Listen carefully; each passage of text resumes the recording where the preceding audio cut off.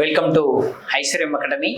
நம்ம staff selection கமிஷனுக்கான next கான்ஸ்டியூஷனுடைய வீடியோ, அதாவது பார்ட்டி வீடியோ என்ன அப்படின்னு பார்த்தீங்கன்னா, topic attorney general of India, that is article 76, appointed by the attorney general appointed by the president. So நம்ம வந்து அட்டார்னி ஜெனரல் அப்படின்றது இவர் வந்து பார்த்தீங்கன்னா chief law officer in India. Attorney general chief law officer in India, ஒரு உயர்ந்த சட்ட அலுவலர் அப்படின்னு இவரை சொல்லலாம். ஸோ இவர் வந்து பார்த்தீங்க அப்படின்னா, நான் கரண்டாக அட்டார்னி ஜெனரல் யார் இருக்காங்கன்னு பார்த்தீங்க அப்படின்னா ஆர் வெங்கட்ரமணி இருக்காரு. சரிங்களா, யார் இருக்கா? So R Venkataramani,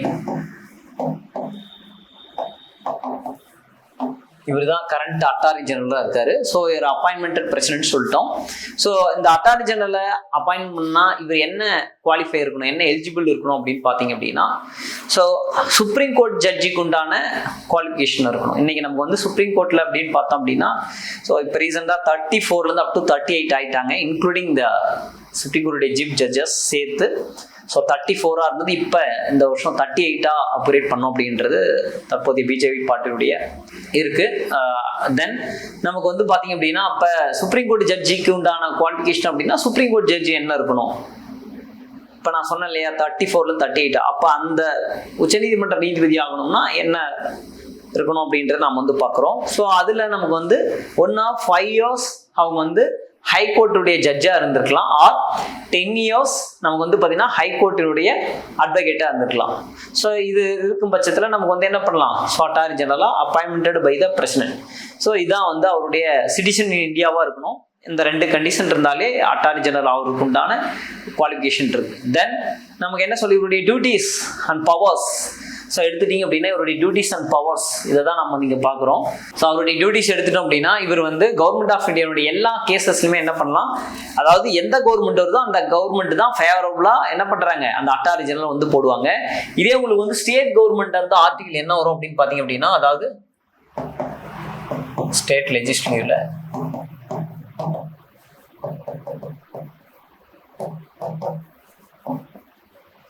so article 165 என்ன வரும்? ஆர்டிகல் 165 படி என்ன வரும்? Advocate general.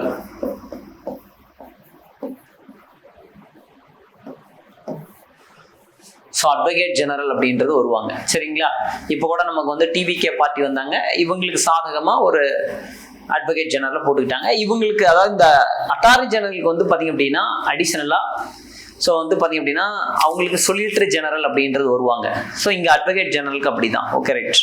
ஸோ இவர் என்ன பண்ணுறாரு அப்படின்னா, அதே போல் எல்லா ஹைகோர்ட்லையுமே இவர் போய் என்ன பண்ணலாம், அப்பியர் ஆகி ஸோ எந்த கேஸில் வேணாலும் எனி கேசஸில் இவர் ஸ்பான்சர்ஷிப் பண்ணலாம், ஆர்கியூமெண்ட் பண்ணலாம்.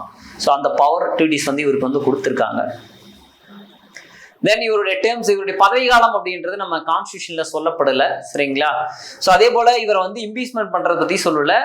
அப்படி பண்ணா பிரசிடென்ட் தான் அதுக்கு வந்து இது. இப்போ நம்ம வந்து சுப்ரீம் கோர்ட்டினுடைய ஜட்ஜஸ், ஹைகோர்ட்டினுடைய ஜட்ஜஸ் நம்ம இம்பீச்மெண்ட் பண்ணணும் அப்படின்னா, முதல்ல இந்த சுப்ரீம் கோர்ட்டுடைய ஜட்ஜஸ் அண்ட் ஹைகோர்ட் இம்பீச்மெண்ட்டினுடைய இதே எந்த நாட்டினுடைய சோர்சஸ்லேருந்து எடுத்திருப்பாங்கன்னா, ஸோ யூஎஸ்னுடைய கான்ஸ்டியூஷன்லேருந்து எடுத்திருப்பாங்க. அது நமக்கு தெரியும்.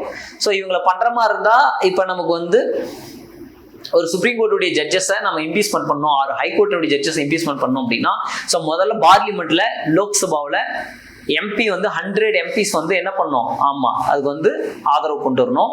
அதே போல் ராஜ்யசபாவில் 50 MPs வரணும். ஸோ இது கொண்டு வந்த பிறகு நமக்கு வந்து பார்லிமெண்ட் அசம்பிள் ஆகி 2/3 தட் இஸ் ஸ்பெஷல் மெஜாரிட்டி, சிறப்பு பெரும்பான்மை மூலமாக தான் ஒரு சுப்ரீம் கோர்ட் ஜட்ஜஸையும் ஒரு ஹைகோர்ட் ஜட்ஜஸையும் இம்பீச்மெண்ட் பண்ண முடியும். இது வரைக்கும் யாரையாவது இப்படி பண்ணியிருக்காங்களா? இல்லை. ஆனால் ராமசாமின்னு ஒருத்தர் வந்து பண்ணாங்க. ஆனால் அப்போ வந்து காங்கிரஸ் வந்து அவங்க என்ன பண்ணுறாங்க அப்படின்னா அதுக்கு வந்து சப்போர்ட் பண்ணல. பட் இப்போ ஒருத்தர் மேலே கொண்டு வந்திருக்காங்க, யஷ்வந்த் வர்மா. அவர் பேர் என்னது? யஷ்வந்த் வர்மா.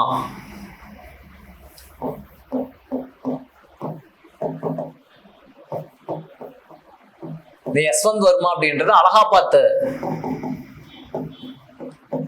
அலகாபாத் ஹைகோர்ட்டினுடைய ஜட்ஜா இருந்தாரு. ஸோ இவர் மேலே எதுக்கு அப்படின்னா, இவர் வீட்டில் ஃபயர் ஆகி ரூபா நோட்டுகள்லாம் எரிஞ்சிருக்கும். சாக்கில் ரூபா கரன்சி நோட்டு இருந்ததெல்லாம் நமக்கு வந்து பார்த்தீங்கன்னா ஃபயர் ஆகிருந்திருக்கும். ஸோ இவர் மேலே ஏற்கனவே அந்த தீர்மானத்தை கொண்டு வந்துட்டாங்க. இப்போ நமக்கு வந்து பார்த்தீங்க அப்படின்னா அதை லோக்சபாவில் 2/3 ஸ்பெஷல் மெஜாரிட்டி கொண்டு வந்தாங்க அப்படின்னா, so it is the historical impeachment of the high court judges the Yashwant Verma.